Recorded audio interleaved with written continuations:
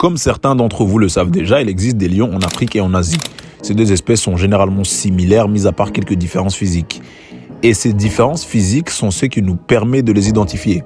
Donc, dans cette vidéo, je vais vous donner des caractéristiques qui vont vous permettre de faire la différence entre un lion asiatique et un lion africain.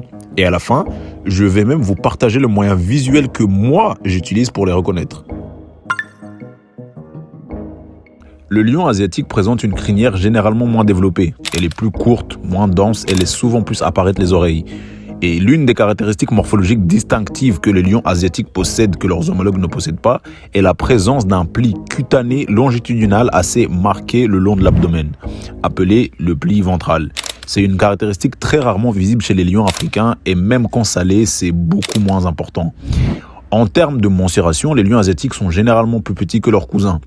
En longueur totale, que comprise, ils font environ 2,60 m à 2,90 m chez le lion mâle et avec un poids pouvant aller de 160 kg à 190 kg. Et la hauteur au garrot est d'environ 1 m à 1,10 m.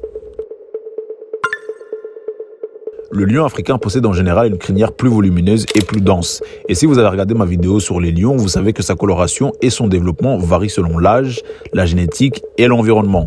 Du coup, un lion africain peut tout aussi potentiellement avoir une crinière pouvant ressembler à celle du lion asiatique. Ça n'est donc pas nécessairement un facteur déterminant.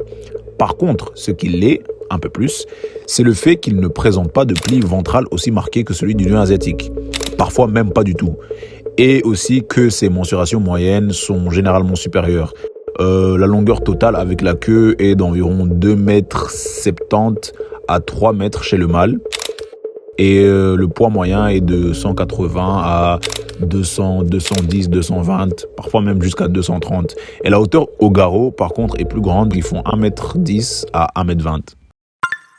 Alors, ma technique personnelle à moi est super simple. Les lions asiatiques ont tout simplement une tête différente des lions d'Afrique. Comme nous, on sait faire la différence entre un asiatique et un africain, c'est la même chose pour les lions.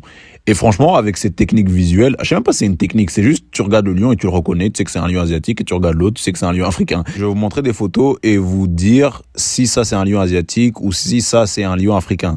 Et après, je vais vous montrer d'autres photos et là, vous allez devoir faire le test vous-même pour savoir si vous avez compris ou pas.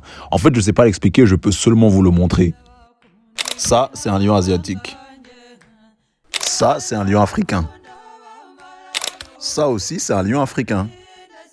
Et ça, c'est deux très beaux lions asiatiques. Maintenant, à vous de jouer, j'espère que vous avez compris.